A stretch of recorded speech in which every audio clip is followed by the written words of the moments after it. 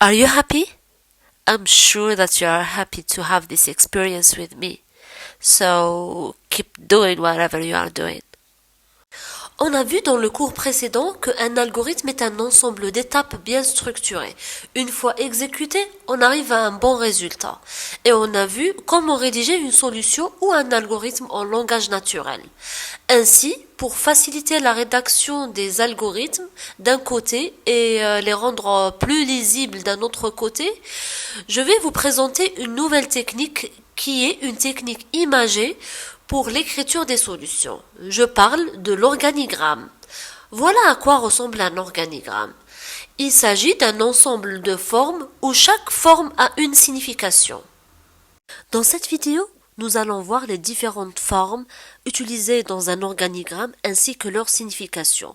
Nous allons voir des exemples ainsi que les organigrammes avec boucle.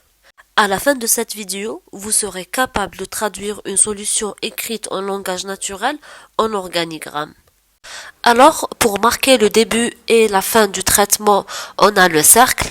Pour indiquer les actions de lecture ou bien d'écriture, on a le parallélogramme.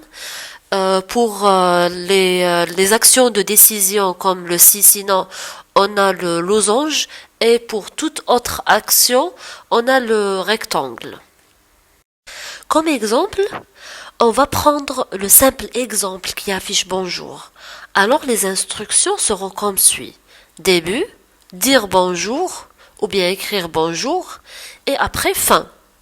Si on veut compliquer un peu plus notre programme, on va dire que c'est en fonction de l'heure, il doit dire soit bonjour, soit bonsoir. Alors si l'heure elle est entre 6 heures et midi par exemple, il va dire bonjour, sinon il va dire bonsoir. Et si par exemple, je veux écrire un programme qui va dire soit bonjour, soit bonsoir à mon amie Maria qui habite à San Francisco, sachant qu'il y a un décalage horaire de 9 heures.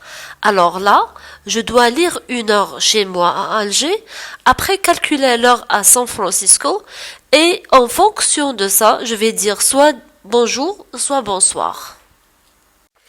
Et voilà pour notre deuxième exemple, on va tracer l'organigramme qui calcule la moyenne d'un seul étudiant du module informatique par exemple. Donc on va lire les trois notes N1, N2 et N3 et après la moyenne ça sera la somme de ces trois sur 3. Après pour le compliquer un peu plus, je veux que mon organigramme décide s'il est admis ou ajourné pour notre module d'informatique. Après, si la moyenne elle est supérieure à 10, alors il est admis, sinon il est ajourné. Maintenant, on va supposer que celui qui a tapé les notes a dû se tromper ou volontairement a donné des notes soit supérieures à 20, soit inférieures à 0. Alors notre programme doit gérer cette situation. Si la note elle est supérieure à 20 ou bien inférieure à 0, il affiche un simple message d'erreur. Imaginons maintenant, on veut faire la somme de trois nombres. C'est simple, il faut lire trois nombres, après les sommer dans la variable somme par exemple, et afficher le résultat. Et si on veut faire la somme de nombres n quelconque de valeur, alors dans ce cas, il faut lire d'abord n, et après commencer par mettre la somme à 0, lire la première valeur x, ajouter x à somme, donc la somme maintenant est mise à jour. Après, on va lire une deuxième valeur, mettre à jour la nouvelle valeur de somme une deuxième fois, et ainsi de suite, jusqu'à arriver à la nème valeur. Si on remarque bien cette solution, on voit qu'on est en train d'utiliser un compteur de valeurs lues. La première, la deuxième, la troisième, et ainsi de suite, jusqu'à la nème.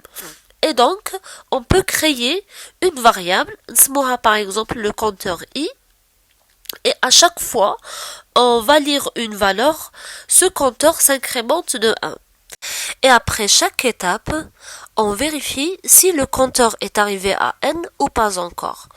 Une fois la valeur du compteur est égale à n, cela veut dire qu'on doit s'arrêter.